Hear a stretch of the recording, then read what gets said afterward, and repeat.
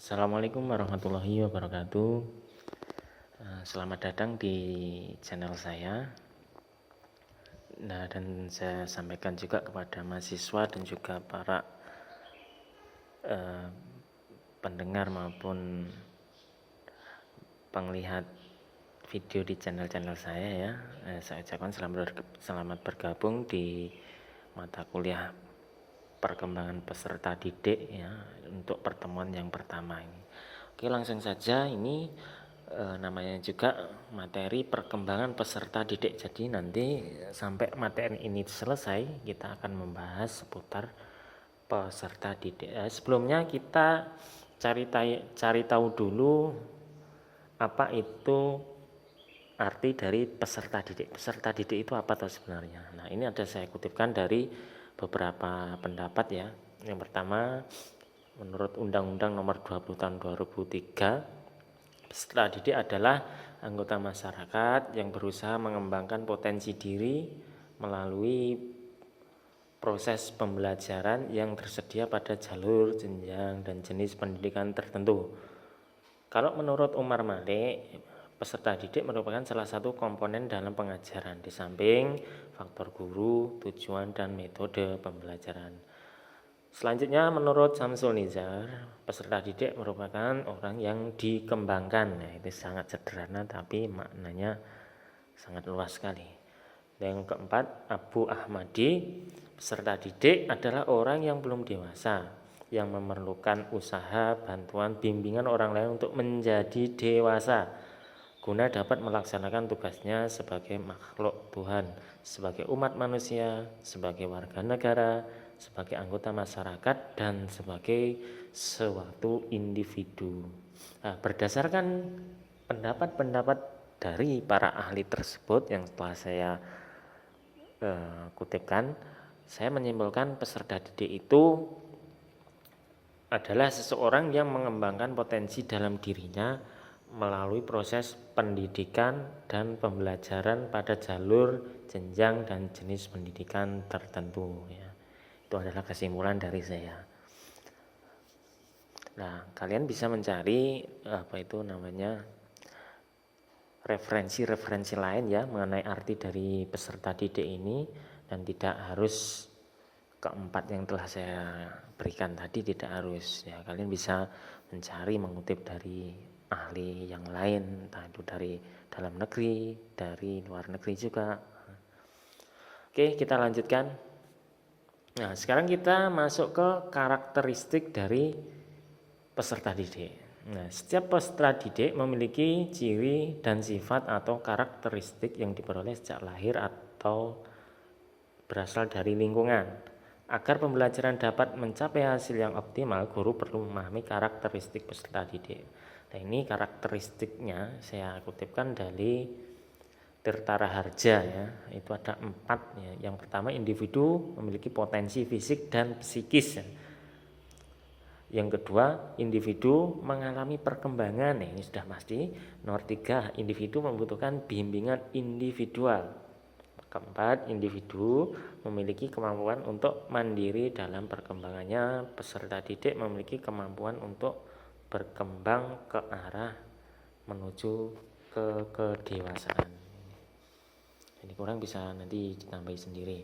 Ini ada 4 karakteristik dari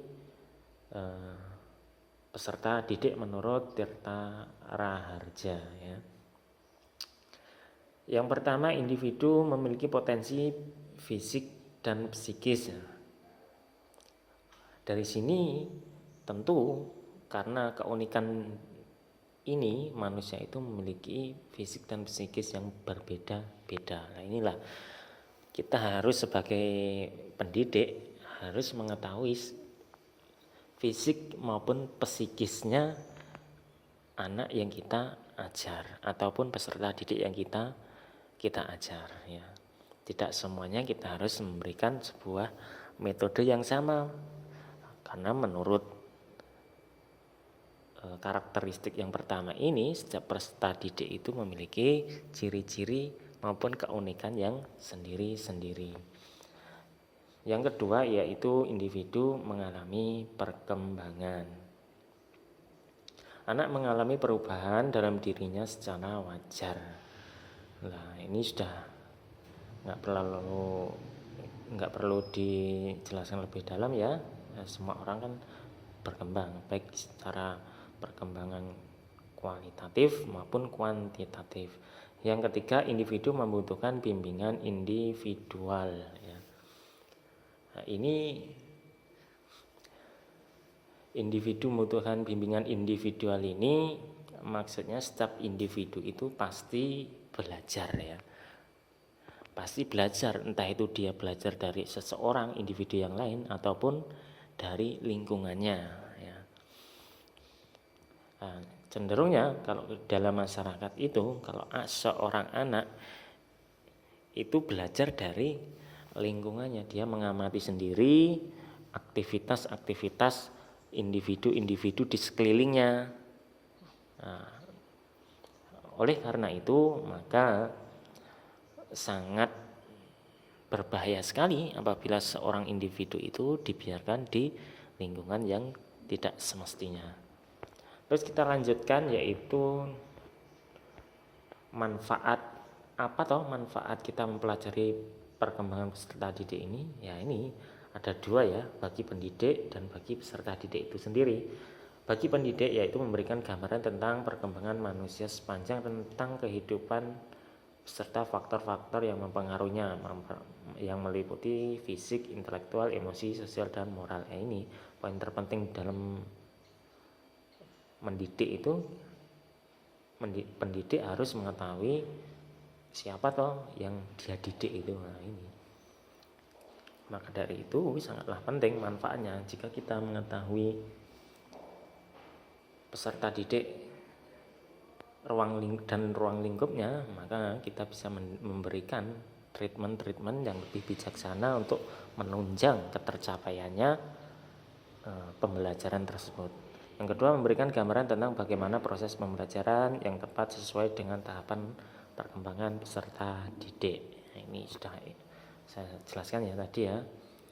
Dengan pendidik itu mengetahui orang yang dididiknya, dia bisa memutuskan, menyimpulkan, oh ternyata menggunakan pembelajaran ini sangat cocok untuk dirinya, nah, gitu. Terus yang kedua, bagi peserta didik itu sendiri memiliki pengetahuan tentang konsep-konsep perkembangan peserta didik yang meliputi individu dalam menjalani tahapan perkembangan dari prenatal hingga lanjut usia.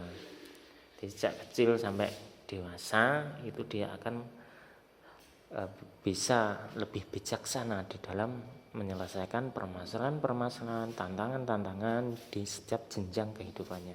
Yang kedua adalah mampu menerapkan pengetahuan yang dimiliki dalam proses pembelajaran sesuai dengan tahapan perkembangannya. Itu tadi ya. Oke, sekian. Untuk lebih jelasnya kalian bisa searching sendiri di internet. Dan untuk lebih jelasnya kalian bisa pelajari di slide yang sudah saya kirimkan. Sekian, apabila ada kesalahan saya mohon maaf. Assalamualaikum warahmatullahi wabarakatuh. Sampai jumpa di video kita yang selanjutnya.